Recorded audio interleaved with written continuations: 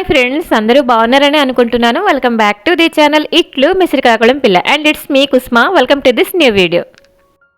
ఇంకా వ్లాగ్ అయితే మార్నింగ్ నుంచి స్టార్ట్ చేశానండి. ఈరోజు ఏంటండి, ఒక 2-3 రోజులైంది మంచిగా మంచు పడుతున్నదండి. నాకు బేసిక్గా మంచు పడుతుంటే వీడియో షూట్ చేయడం చాలా ఇష్టం అనమాట. అలాగే వర్షం పడుతున్నా కూడా చాలా బాగుంటుంది, నేచర్ అనేది చూడడానికి చాలా బాగుంటుంది. సో ఫోన్లో అయితే టైం ల్యాప్స్ పెట్టేశానండి. సో అలా ప్లే చేసుకున్నాను. స్టార్టింగ్లో మీతో షేర్ చేశాను. మీకు ఇష్టమైనా తప్పకుండా కమెంట్ చేసేయండి. ఇంకా మార్నింగ్ అయితే పూజ చేసుకోవడం, ఇల్లు క్లీన్ చేసుకోవడం, వంటిల్లు ఇవన్నీ క్లీన్ చేసుకోవడం, అన్ని పనులు అయిపోయాయి అనమాట. అండ్ ఇప్పుడైతే కొంచెం షార్ట్ వీడియో అయితే ఎడిట్ చేసేసానండి నిన్నే.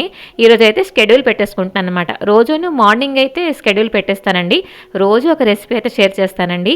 అయితే షార్ట్ వీడియోకి ఇలాగ పాటలు అనేది బ్యాక్గ్రౌండ్గా వస్తుంటే అది రీచ్ బాగుంటుందండి. అండ్ ఇక్కడైతే మన లాంగ్ వీడియోకి అయితే అవన్నీ కూడా అంటే అవ్వవు అనమాట, పప్పులు ఉడకవు, కాపీ రైట్స్ అయితే వచ్చేస్తాయండి. సో ఏదో ఒక రోజు రీచ్ అనేది రావాలి అని మనస్ఫూర్తిగా కోరుకుంటున్నాను. అండ్ అలాగే మన ఛానల్కి మన వీడియోస్ చూసి నచ్చిన వాళ్ళకి, సబ్స్క్రైబ్ చేసుకుంటున్న వాళ్ళకి, లైక్ చేసి కామెంట్ చేసిన వాళ్ళకి, ప్రతి ఒక్కరికి కూడా పేరు పేరున థ్యాంక్స్ అండి. మీ యొక్క సపోర్ట్ అయితే నాకు కంపల్సరీ కావాలండి. మీ ఫ్రీ టైంలో మన వ్లాగ్స్ చూడండి, నచ్చినట్లయితే చిన్న లైక్ చేయండి. ఇంకా ఇదిగోండి, తోమిన గిన్నెలన్నీ కూడా సర్దేసుకొని, మాకేంటంటే మున్సిపాలిటీ కాదండి, పంచాయతీ అనమాట. సో ట్యాప్ వాటర్ అవేంటి రావు, డైరెక్ట్గా బోర్ వాటరేనండి. సో టిన్ వాటర్ ఇలా తీసుకుంటూ ఉంటాం అనమాట. సో అదైతే ఒక చిన్న బిందులో కౌంటర్ టాప్ మీద ఉంచుకుంటూ ఉంటాను, హ్యాండీగా ఉంటుంది అని చెప్పేసి. అండ్ ఇక్కడైతే అమ్మ కోసం ఇదిగోండి పాలు అయితే కలిపేశాను అనమాట. అండ్ ఆయిల్ బాటిల్ అయితే తోమాను, ఇంకా ఫిల్ చేయలేదండి. నిన్న అయితే డీప్ ఫ్రై చేసిన ఆయిల్ ఉన్నది. సో అదైతే ఇప్పుడైతే మళ్ళీను వాడేసుకుంటాను అనమాట. సో ఈరోజు వంట కొంచెం సింపుల్గా ఉండేను. మెయిన్ థింగ్ ఏంటంటే ఫ్రిడ్జ్ దగ్గర పిండి కలుపుతున్న చెయ్య, లేకపోతే ఈ హ్యాండిల్ లేదండి, ఆ ప్లేస్లో అయితే ఇలాగ పిండి మరకల్లాగా ఉండిపోతున్నాయి వైట్గా. గ్రే కలర్ ఫ్రిడ్జ్కి వైట్ కలర్ డస్ట్ అనేది ఈజీగా, అంటే పిండి ఇలాంటివి తెలిసిపోతున్నాయి అనమాట. సో ఇప్పుడే ఇది క్లీన్ చేయకపోతే అవ్వదు అని చెప్పేసి, ఏదైనా పని అంటే పలానా టైంలో చేస్తాంలే అని చెప్పేసి ఆగేమనుకోండి, అది అలాగ ఉండిపోతుందండి, పోస్ట్ పోన్ అయిపోతూనే ఉంటుంది. సో అందుకే ఇప్పుడే ఇదిగోండి క్లీన్ అయితే చేసేస్తాను. ఇంకా ఇదిగోండి ఈరోజు అయితే కొబ్బరి పచ్చడి చేశానండి. సో అదైతే షేర్ చేయలేదు. ఇంకా నిన్నైతే ఇదిగా ఈ ఫ్లవర్ వేసెస్ ఉంటాయి కదా, అవన్నీ కూడాను అంటే క్లీన్ చేశాను అనమాట. బోల్డ్ అంతా డస్ట్ అండి ఇక్కడ. సో అవన్నీ క్లీన్ చేసేసాను, కిందనే అలాగ ఆరబెట్టేసాను అనమాట. సో ఇప్పుడు ఈ 3ను సర్దేస్తున్నాను. బేసిక్గా 4 ఉండాలి, ఒకటైతే పడిపోయింది. అండ్ ఏంటంటే అది పెడుతూ ఉంటే ఆ కెర్టెన్ తగిలేసి మళ్ళీ పడిపోతున్నది.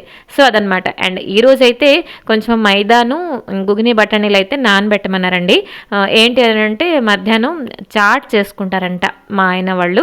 సో నేను హెల్ప్ చేస్తానులేండి. సో అవైతే కలిపేసాను. వంటింట్లో పని అక్కడితో ఆపేసి, ఇదిగోండి ఇక్కడైతే నా దేవుడు బట్టలు అనమాట. ఇవి 2-3 ట్రిప్పులు వండి, అవన్నీ కూడాను అంటే ఒక్క ట్రిప్పువే కొంచెం కుళ్ళాయి అనమాట.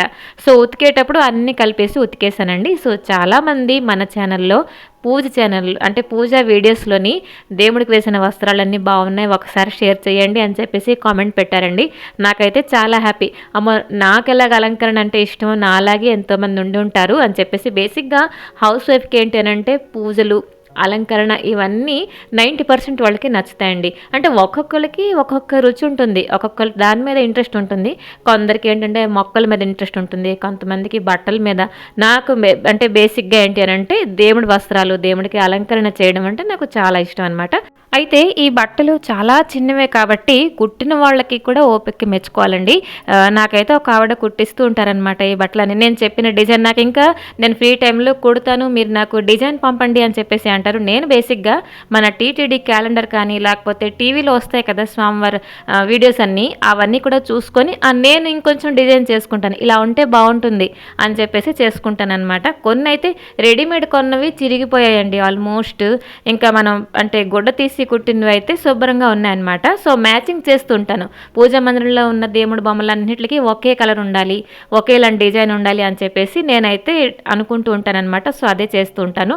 ఇంకా ఇక్కడైతే మగవాళ్ళ బట్టలండి.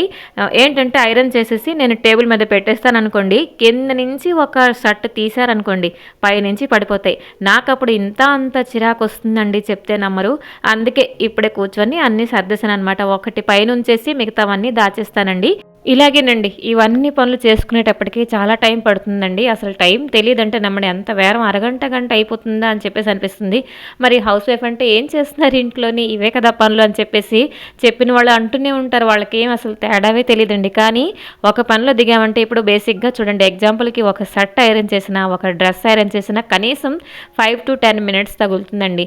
అలాగా ఇంటిల్లి పాది బట్టలు ఉతికినప్పుడు గానీ, ఐరన్ చేసినప్పుడు గానీ అవన్నీ ఒక ఎత్తయితే ఇవన్నీ సర్ది పెట్టుకోవడం మరొక ఎత్తండి. సో ఇవన్నీ పనులు అయ్యేసరికి అంతే మన పని ఇంకా.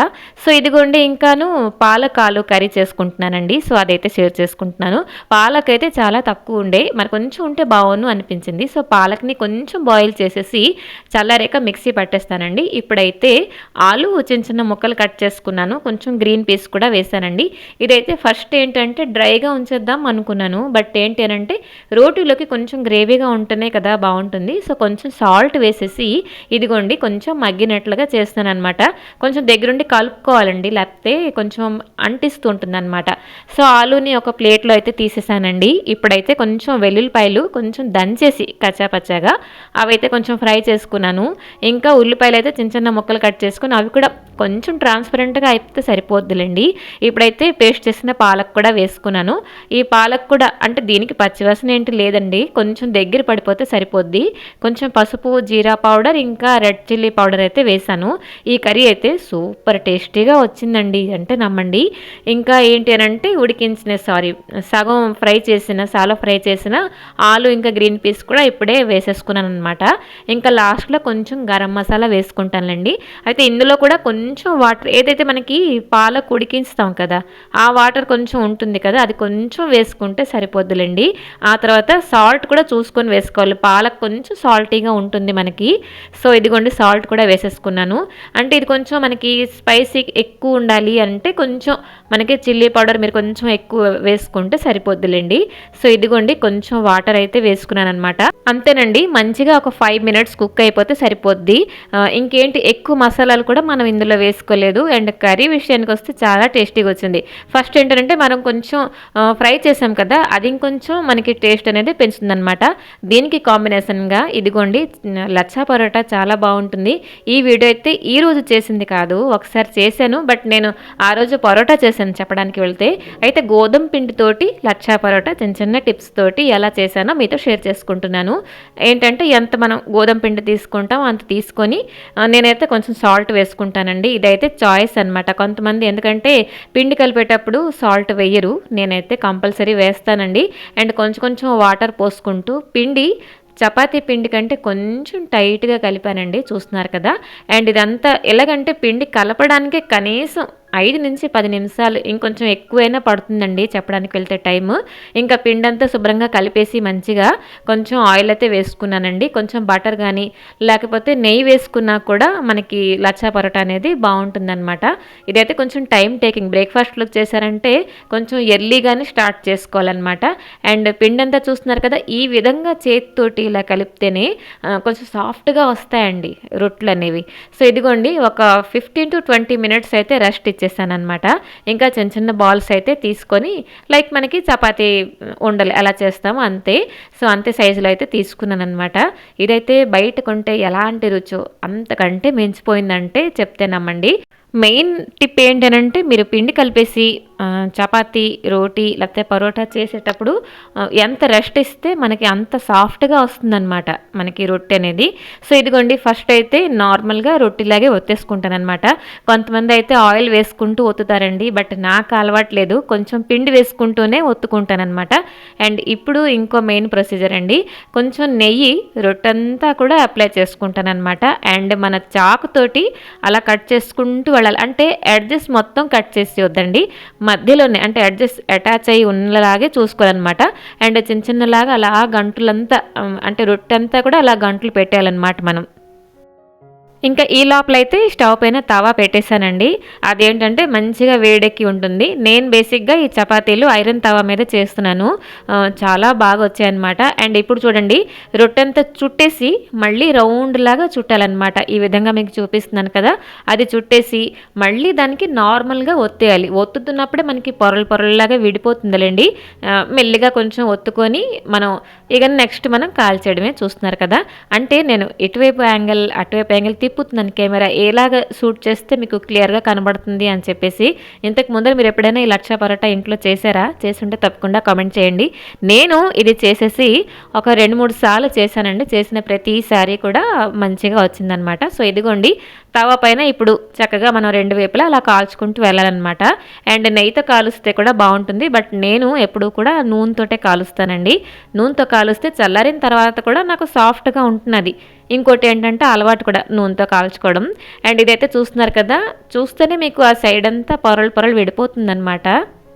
నేను కూడా ఈ రెసిపీ ఫస్ట్ చేసేటప్పుడు మన యూట్యూబ్ వీడియోస్ చూసే చేశానండి. బట్ అతను ఏంటి అని అంటే ఇలా ట్రయాంగిల్లా కోసేసి మళ్ళీ చుట్టేసి చేశారనమాట. అది అంటే ఒక్కొక్క ప్రొసీజర్ ఒక్కొక్కలాగా ఉంటుంది. బట్ ఇది చాలా ఈజీ మెథడ్ అండి. చూస్తున్నారు కదా ఎలా పొరలు అయితే చిరిగిపోతున్నాయి. అండ్ ఇంకొకటి కూడా చేసేద్దాం అని చెప్పేసి ఇదిగోండి, సేమ్ రొట్టి ఒత్తేసాను. అండ్ నెయ్యి కూడా కొంచెం రాసేసి కొంచెం చేతితో లాగానమాట. ఇదేంటంటే మైదాతో చేశారంటే మీకు అంత శ్రమ ఉండదు. అది ఈజీగా మాట వినేస్తుంది, సాగిగా వస్తుంది. బట్ ఏంటంటే మనకి హెల్త్ కావాలి కదా, కాబట్టి మైదా ఎక్కువగా మంచిది కాదు. సో ఇదిగోండి, గోధుమ పిండితోటే మనం చేసుకుంటున్నాం. ఇదైతే రెండో పరోటా అండి. అంటే అట్లకరకి నూనె ఉంది అంటుకొని, కాబట్టి రొట్టె అనేది అంటుకోపోతున్నది. ఇంకా వీడియో తీసినానంటే కొంచెం టెన్షన్ అయిపోతాను, ఎందుకంటే మనకి స్క్రీన్ ప్లే బాగుండాలి అండ్ కరెక్ట్గా రావాలి అని చెప్పేసి కొంచెం ఆ టెన్షన్ కూడా వచ్చేస్తూ ఉంటుంది నాకైతే. సో ఇదిగోండి, 2 వైపులా కూడా కాల్చేసి దీనికి కొంచెం బటర్ అప్లై చేసుకొని, ఏదైనా పన్నీర్ కర్రీ అయినా ఏ కర్రీ అయినా చాలా బాగుంటుందన్నమాట. ఇదిగోండి, మీకు కొంచెం వేడి పట్టుకోలేకపోతున్నాను. ఇక్కడ చూస్తున్నారు కదా పొరలు.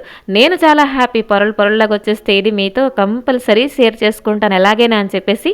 ఇది షార్ట్ వీడియోలో కూడా పెట్టాను. అంటే కొంచెం చిన్న టిప్స్, ఎలాగంటే మనకి లాంగ్ వీడియోలను చెప్పడానికి టైం దొరుకుతుంది కదా. అండ్ రొట్టె చేసిన కానీ చేతితోటి ఇలా కొంచెం అంటే ప్రెస్ చేస్తే పొరల్లాగా వచ్చేస్తాయి అన్నమాట. సో సరేనండి, ఇంకా ఈ వీడియో ఇక్కడితో ఆపేద్దాం. నచ్చిందో లేదో తప్పకుండా కామెంట్ చేయండి. మరొక మంచి వీడియోతో మీ ముందరికి వస్తాను. Till then